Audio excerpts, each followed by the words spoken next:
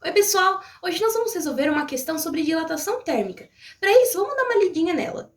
Um guitarrista ensaiava com a sua banda num dia de verão. E quando tocou nas cordas do seu instrumento, saiu um som chiado, mesmo o instrumento estando afinado. Isso aconteceu porque os trastes de sua guitarra Les Paul pegavam nas cordas, devido ao braço do instrumento estar mais convexo.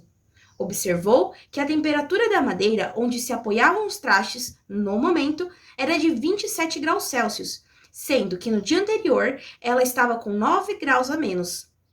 Esse braço, originalmente de 43 centímetros, fazia os trastes encostarem na corda, devido à dilatação térmica pelo material do braço, que era de madeira, causando o som não esperado. Sabendo que o coeficiente de dilatação linear da madeira é de 30 vezes 10 elevado a menos 6 graus Celsius elevado a menos 1, qual foi a dilatação térmica linear sofrida em milímetros e a temperatura da madeira no dia anterior, respectivamente? Para a gente poder resolver essa questão, vamos entender o que aconteceu com a guitarra do cara. Essa daqui é a guitarra exata que o guitarrista da nossa questão tem. As peças do qual ele falava na questão estão bem aqui, vou mostrar para vocês. Primeiramente, a gente tem o braço da guitarra, que no caso é feito de madeira. Esses ferrinhos aqui são os trastes. E isso daqui é a corda, que no caso é feito de aço. Este modelo de guitarra é uma Les Paul. Para uma guitarra ter um som bom, primeiramente ela tem que estar afinada. O que é estar afinada? É a gente ajeitar as cordas nessas tarraxinhas aqui, para elas ficarem na posição certinha e sair um som bom. Mas além disso, observem aqui o braço, os trastes em relação à corda. Vocês estão vendo que elas não se encostam? Elas ficam com um espacinho entre elas. Porque na hora que eu for apertar a corda, ela vai sair um som bom.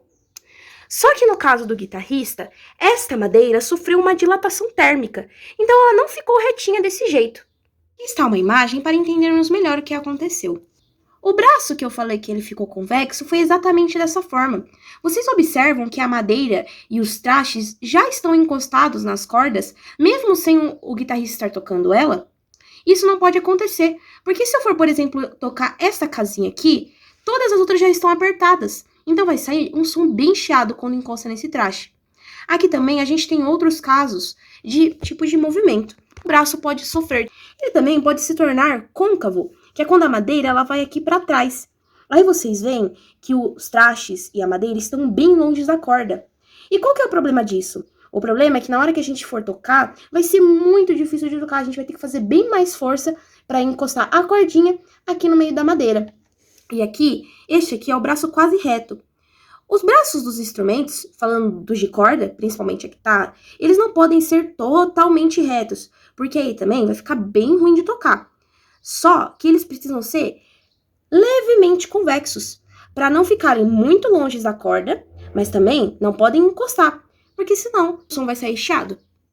Agora que entendemos o que aconteceu com a guitarra dele, vamos logo para a conta.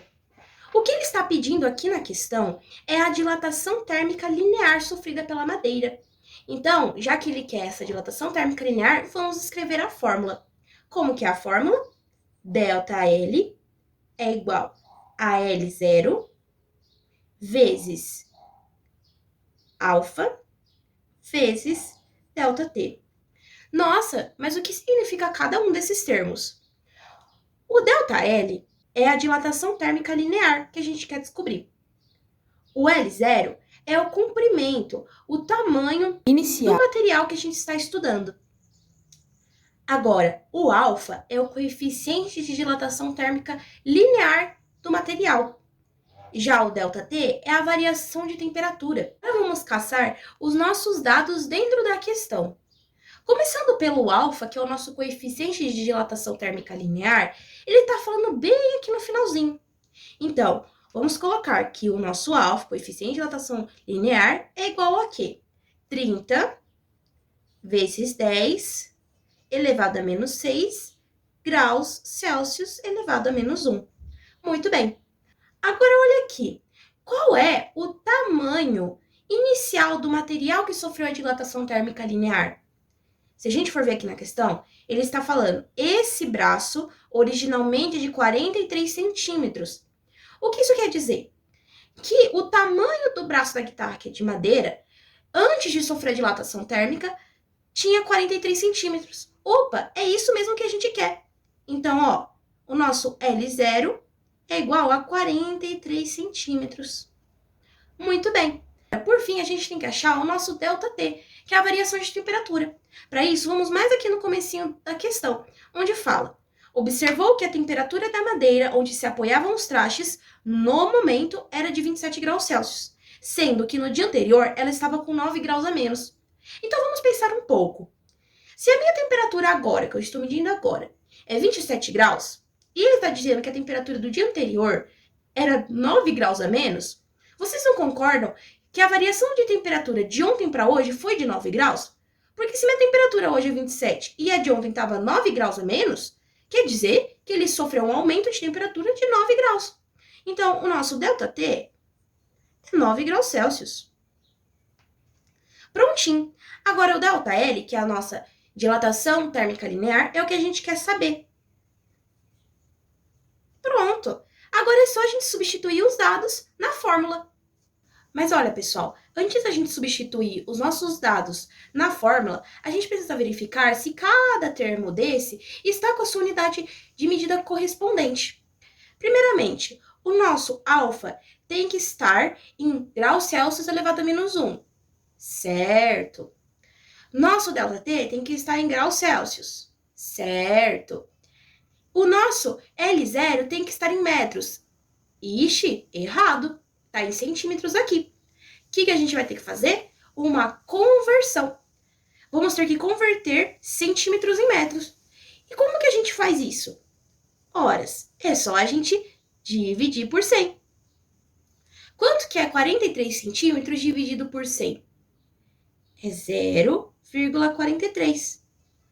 Uma diquinha é só você pegar quantos zeros tem aqui. Não tem 2? Então você tem que andar 2 casas com a vírgula. Se a vírgula está aqui, 1, 2. Parou aqui na frente. Então vai ficar 0,43 metros.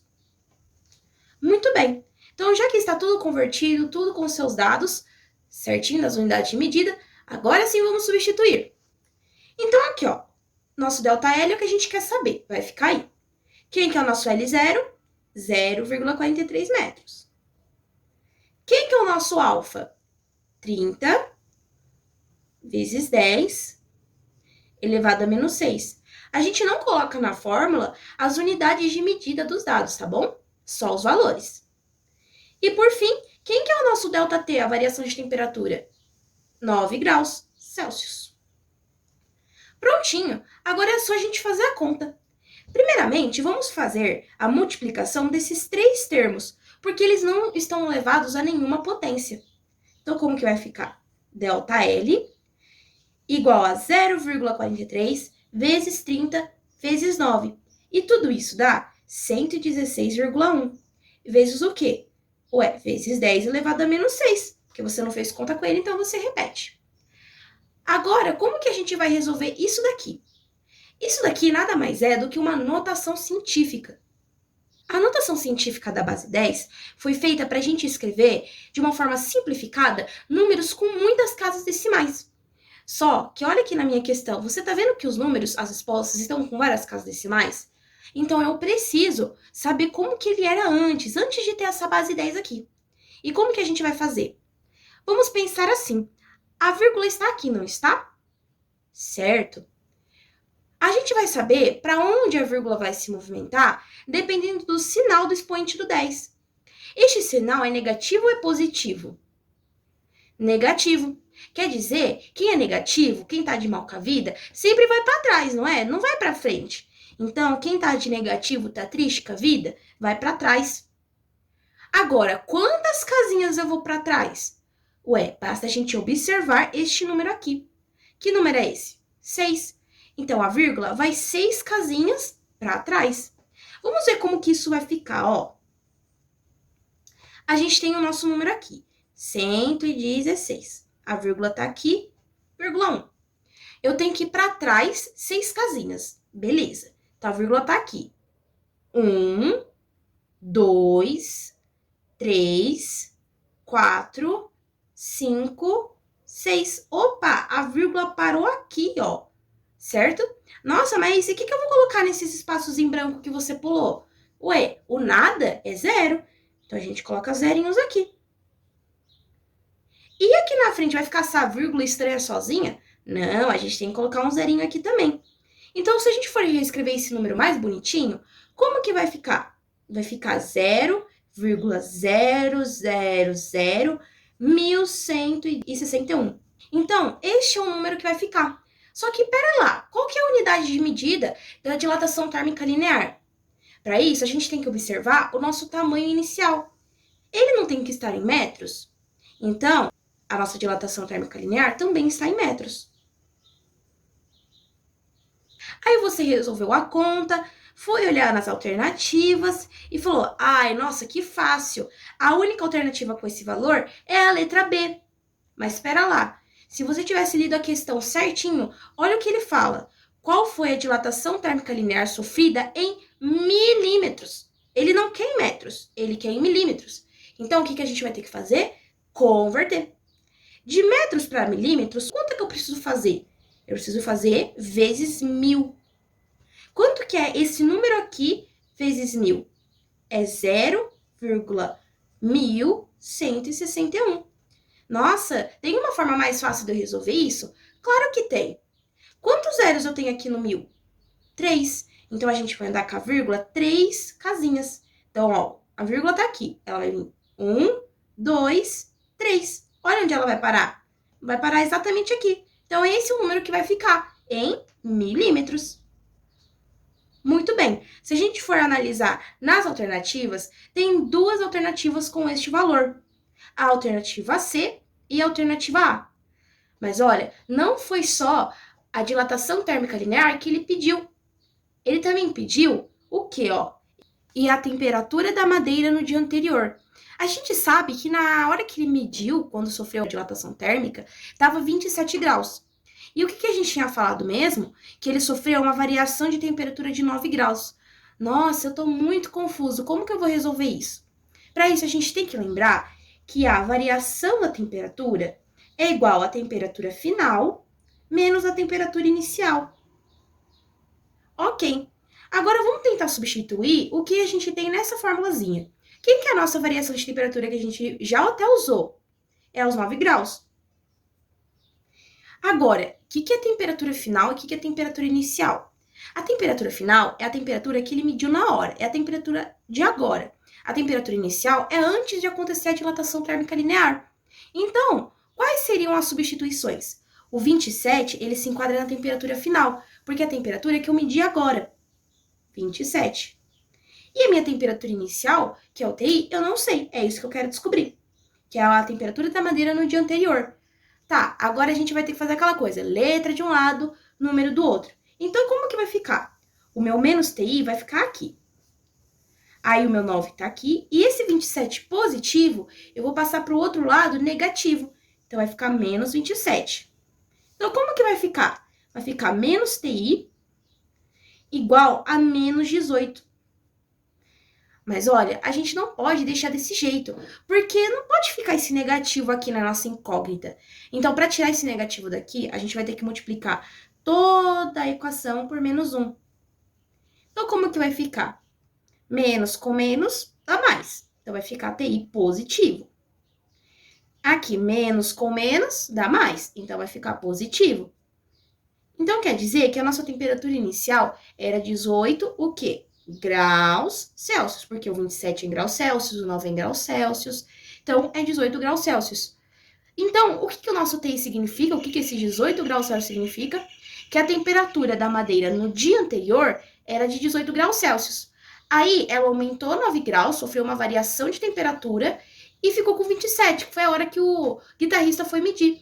Então, qual que é a alternativa que tem essa resposta e essa resposta? Muito bem, é a letra C. Então, a resposta da nossa pergunta é 0,1161 milímetros e 18 graus Celsius.